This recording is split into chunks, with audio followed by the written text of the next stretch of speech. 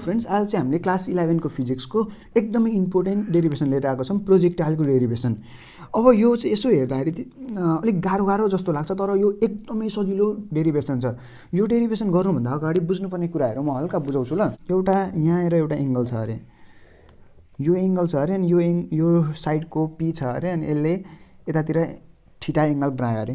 अब यो जतातिर लड्छ नि, यो जतातिर लड्छ यो चाहिँ पी कस थीटा हुन्छ, जतातिर लड्छ पी कस थीटा हुन्छ, अनि यो बाँकी रहेको ठाउँमा चाहिँ पी साइन थीटा हुन्छ। अब यो कसरी हुन्छ त भन्दाखेरि yo sign theta is equal to के हो, sine theta is equal to P by H हो।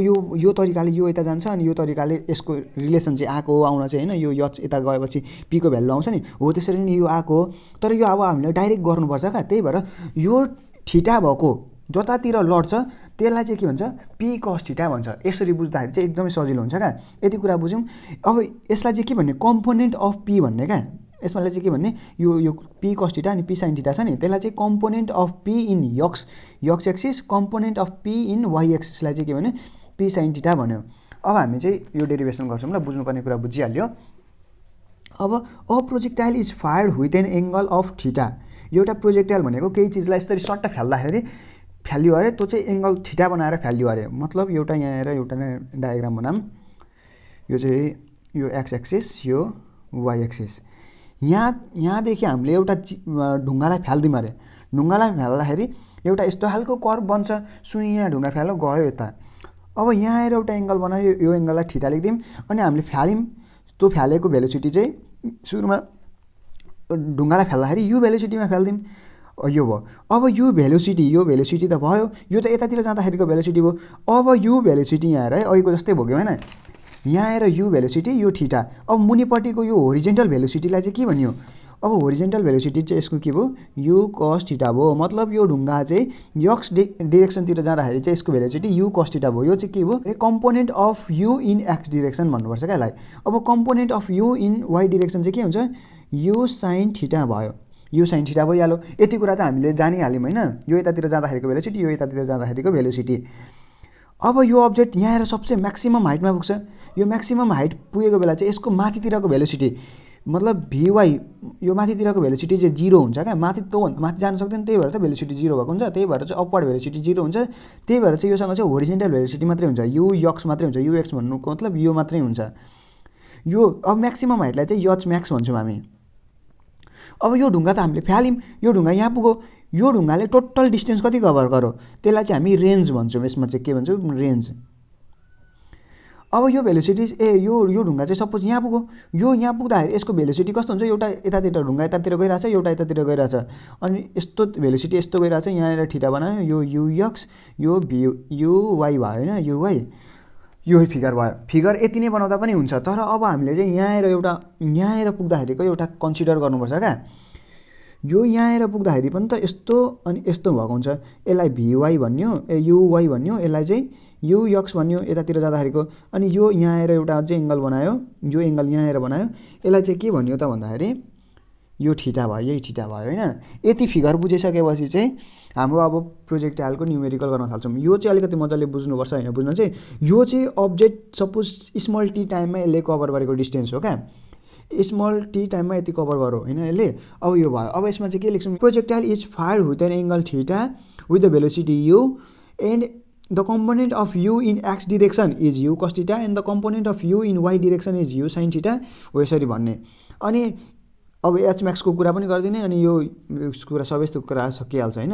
अब क्वेसनले के दिएको छ, so that it's trajectory is parabola भनेको चाहिँ, प्याराबोला भनेको चाहिँ कस्तो हुँदा अरे, एउटा सपोज यो क्वेसन छ नि, x square plus bx plus c.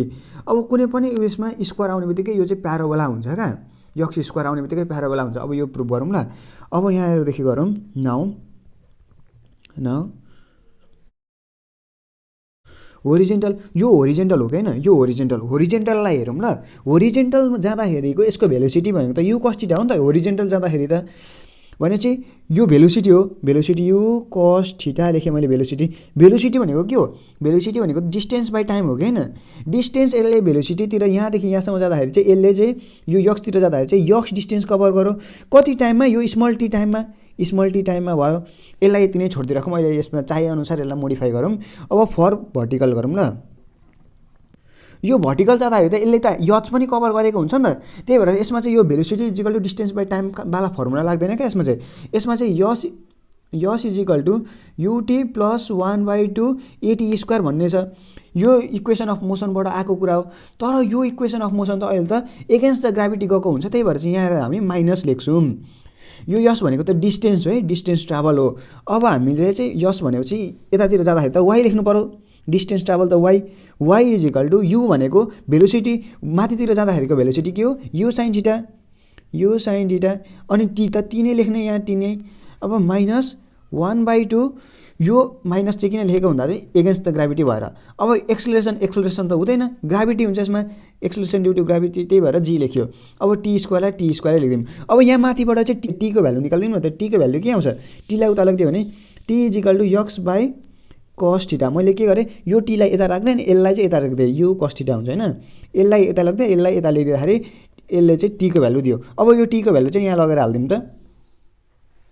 अब हालौँ ल, y is equal to u sine theta, t भनेको के रहेछ x by u cos theta minus 1/2 g t भनेको के हो x by u cos theta अनि यसको पनि स्क्वायर, यो टी स्क्वायर छ भनेपछि यसमा पनि स्क्वायर दिनु पऱ्यो हो।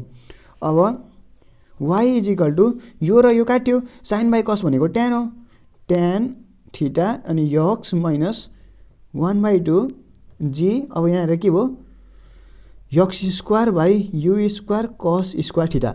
अब यति नै छोड्दा पनि भयो, देयरफोर यो स्क्वायर आयो नि त, त्यही भएर चाहिँ देयरफोर द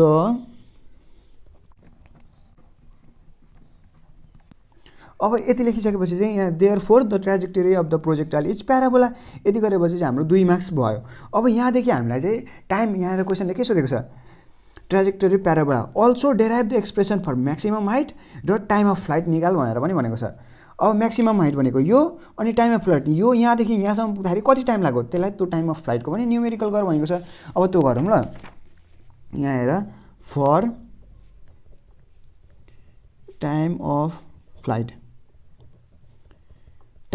गर्दाखेरि चाहिँ हामीले त्यहीको फर्मुला युज गर्छौँ, s equal to u t plus 1/2 g t square minus लेखौँ। यहाँ हेर यो त एगेन्स्ट द ग्राभिटी मैले भनिराख्नु परेन फेरि।